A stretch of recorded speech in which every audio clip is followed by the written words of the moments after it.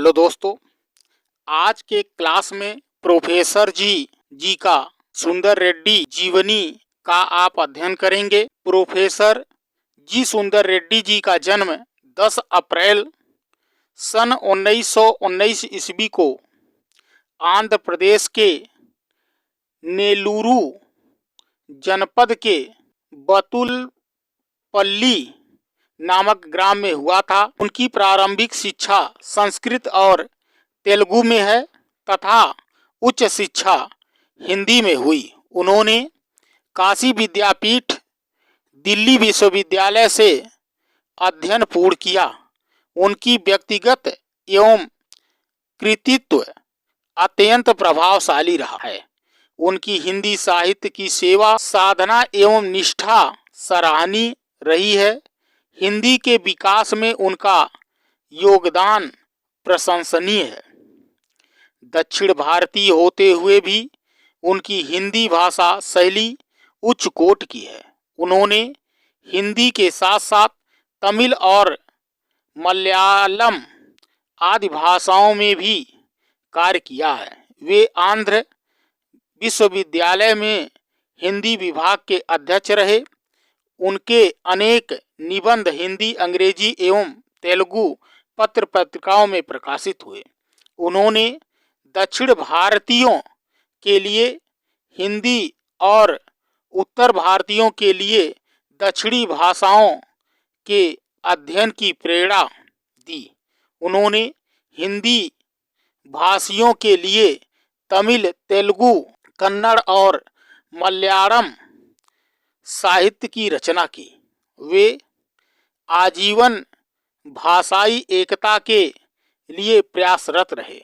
उनकी अगाध साहित्य सेवा भावना के कारण अनेक सरकारी एवं गैर सरकारी तथा आंध्र प्रदेश साहित्य अकादमी, केंद्रीय हिंदी संस्थान, उत्तर प्रदेश हिंदी संस्थान और रामचरित्र मानस चतुःशतीय जयंती समिति काशी ने उन्हें सम्मानित किया।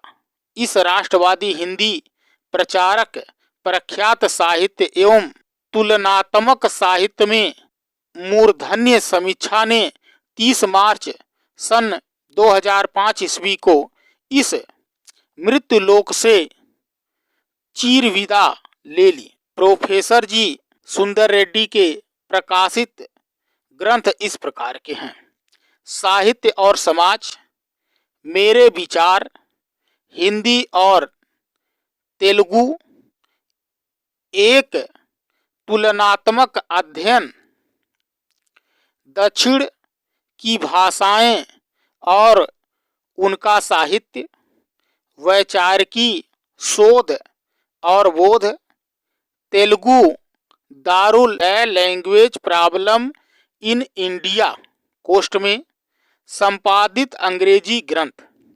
उपयुक्त ग्रंथों के अतिरिक्त हिंदी, तेलुगु एवं अंग्रेजी पत्र पत्रिकाओं में प्रोफेसर रेड्डी के अनेक प्रबंध प्रकाशित हो चुके हैं। उनके प्रत्येक निबंध में उनका मानवतावादी दृष्टिकोण स्पष्ट रूप से झलकता है। उन्होंने प्रेमचंद की कहानी कला में शरतचंद एवं प्रसाद के साथ प्रेमचंद की गुरुदेव और बापू में महात्मा एवं रविंद्रनाथ टैगोर की धर्म का विज्ञान में धर्म एवं विज्ञान की हिंदी और तेलुगु एक तुलनात्मक अध्ययन तथा हिंदी तेलुगु का आदिकालीन साहित्य में दोनों भाषाओं के साहित्य की तुलना की है।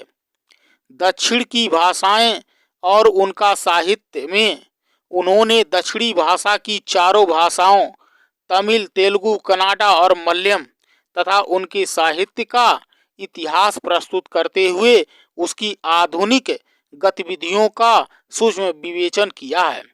उन्होंने कवियों की आलोचनात्मक व्याख्याएं भी लिखी हैं, जैसे वेमना की सामाजिक दृष्टि। सभी ग्रंथों में उनकी भाषा शैली भाव और विषय के अनुकूल बन पड़ती है। हिंदी भाषी प्रदेश के निवासी होते हुए भी प्रोफेसर रेड्डी ने हिंदी भाषा पर अच्छा अधिकार प्राप्त किया है। उन्होंने वैज्ञानिक दृष्टि से भाषा और आधुनिकता पर विचार किया है। भाषा परिवर्तनशील होती है। इसका यह अभिप्राय है कि भाषा में नए भाव, नए मुहावरों और नई लोकोक्तियों का प्रयोग होता रहता है। इन सब का प्रयोग भी भाषा को व्यवहारिकता प्रदान करते हुए भाषा में आधुनिकता लाता है। व्यवहारिकता की दृष्टि से प्रोफेसर रेड्डी का यह सुझाव विचारणीय है। उन्होंने अपनी रचनाओं में यत्र तत्र अंग्रेजी भाषा के शब्दों का भी प्रयोग किया है।